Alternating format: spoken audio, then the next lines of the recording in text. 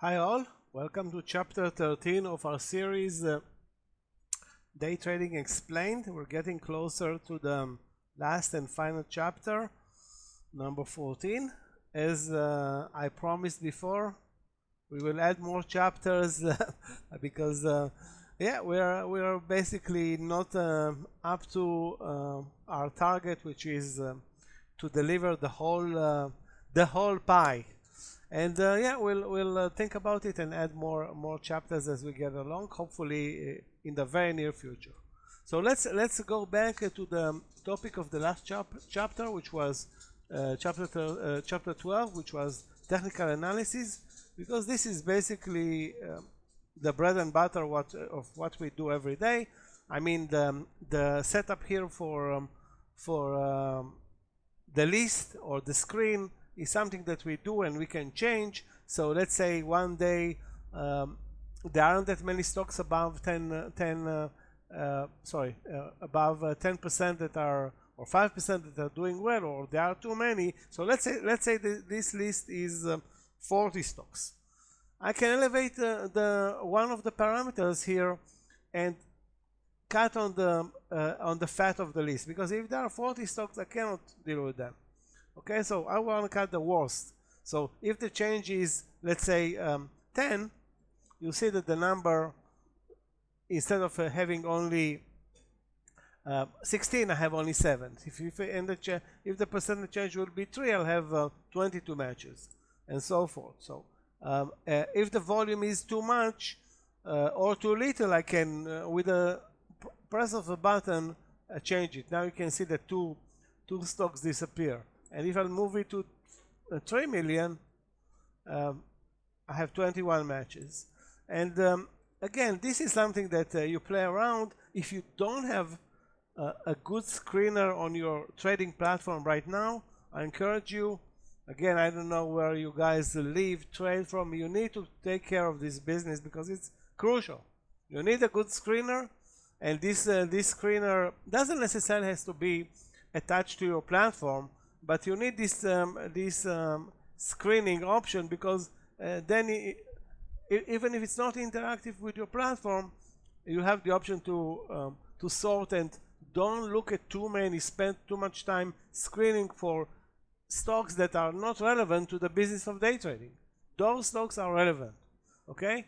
Now, if you like other stocks, by all means, but I think this the screening process and the flexibility of the screening process is very, very important. So, and on top of that, I talked about this super important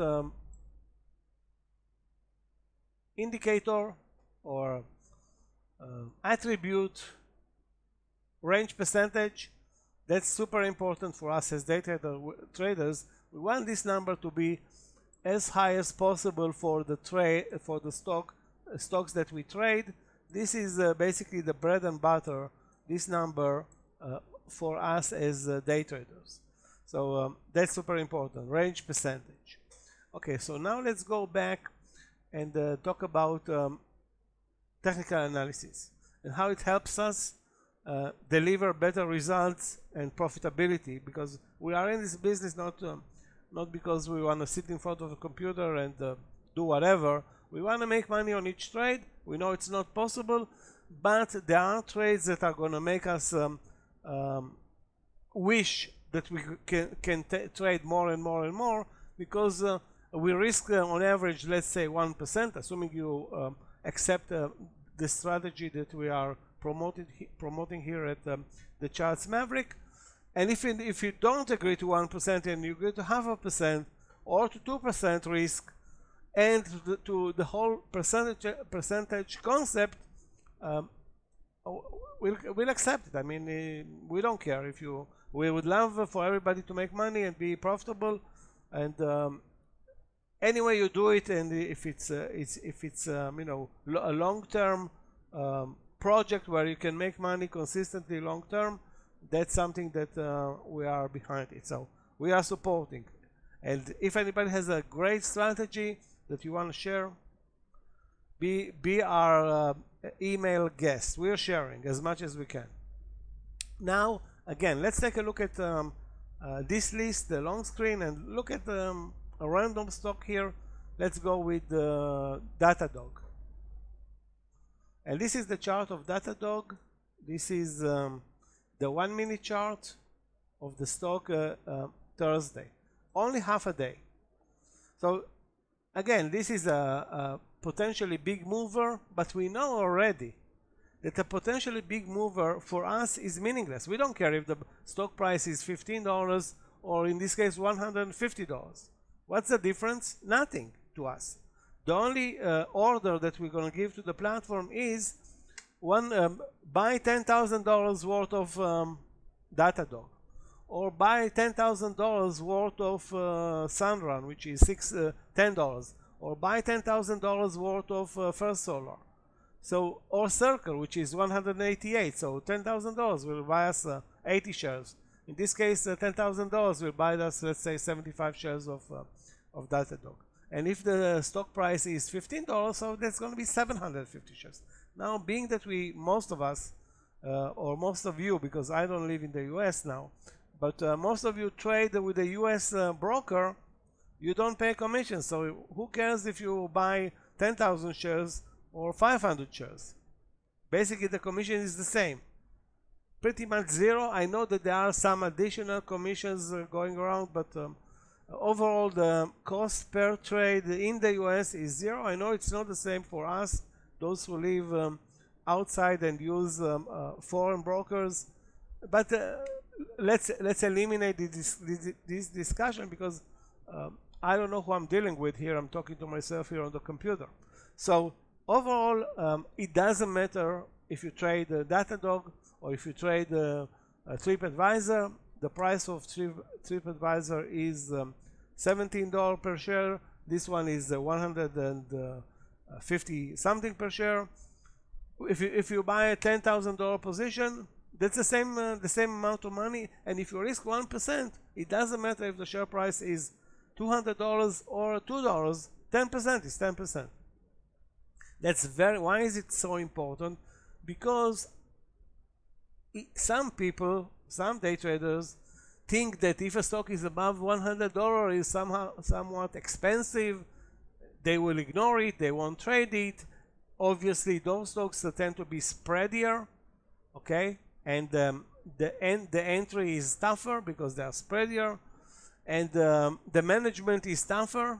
And indeed, it's tougher when you're used to trading a $10 stock, and here you're dealing with $150 stock. So they are not the same. But this is not the smart approach. The smart approach is to treat all stocks equal. Okay, they're not equal, but to treat them equal, because your idea is to take advantage of those intraday moves. You don't care about anything else. We don't care. We're going to forget about Datadog. So if we are able to buy, and let's see this example here, Datadog at $149, which is a breakout. Let me actually point it on the chart. $149.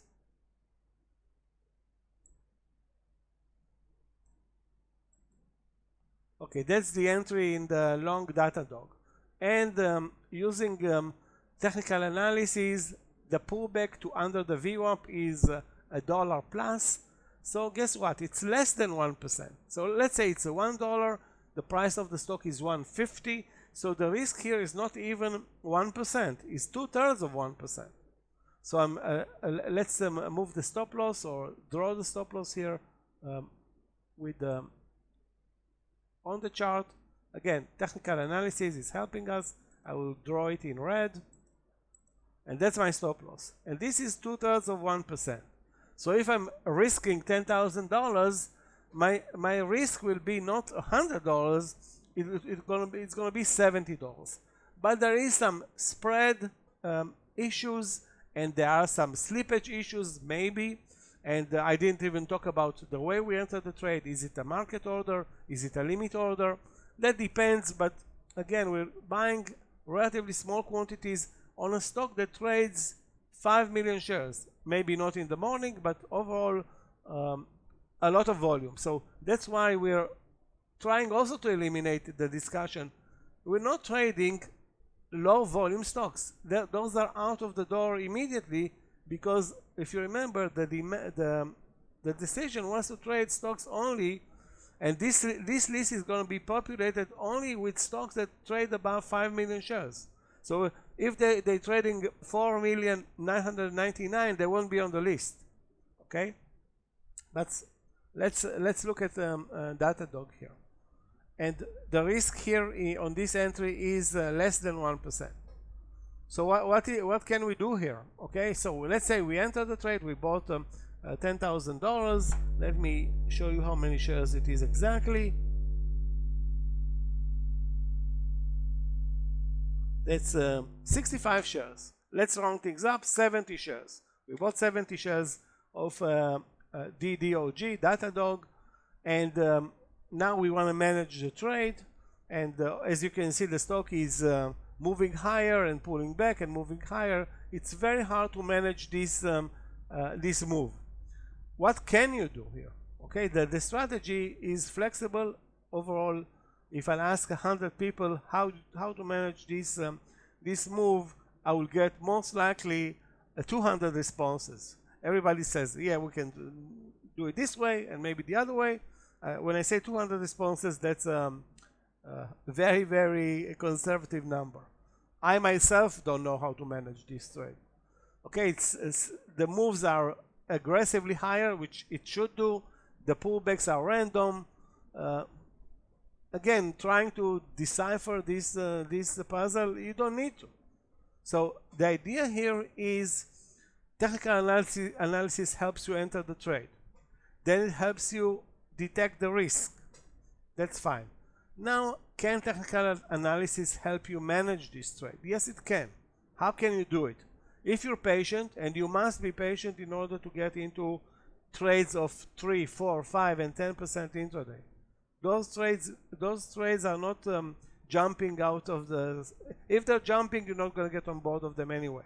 So if you want to be part of a big winning trade or big winning trades per day, okay, you need to wait and do nothing, and then let the chart draw you the picture. And the picture is that then after more than an hour, you enter the trade at let's say 9:50. And there's a pullback at 10:40, and now you can elevate your stop loss to this level, and the trend continues, and there's another pullback, and then you can elevate your stop loss again to this level, and then to this level, and obviously, if you're lucky enough that it closes at the highs of the day, which is great, and it happens from time to time. And why I encourage persons, traders, observers to take it into account, because again, we are looking at only 16 stocks out of 6,000 that we choose for this purpose only. Close at the highs of the day. Now, if you remember the example from AOI, all the profits have been gone. Okay, so that's one rough example. But we're not stupid. We're not sitting doing nothing for 4 hours. The chart is helping us. In this case, that's the pattern. So worst case scenario, you exit here at 153, whatever, 153.70. And if you're lucky, you can close it 2 minutes before the close at 155 or whatever. So you started the trade at 148, you close it at 155. That's nearly 4%. 4% on a $10,000 position. That's $400. And your risk, remember, was 75. Was it 75? Yeah, I think it was 75. What's the risk-reward ratio? 400 divided by 75. That's like 5 to 1. Is it good for a day trader in 3 hours to get a 5 to 1 risk reward? I think it's amazing. So can these trades be repeatable? I showed you again and again and again that it is. Okay guys, we'll see you in our next video, which will be the last one.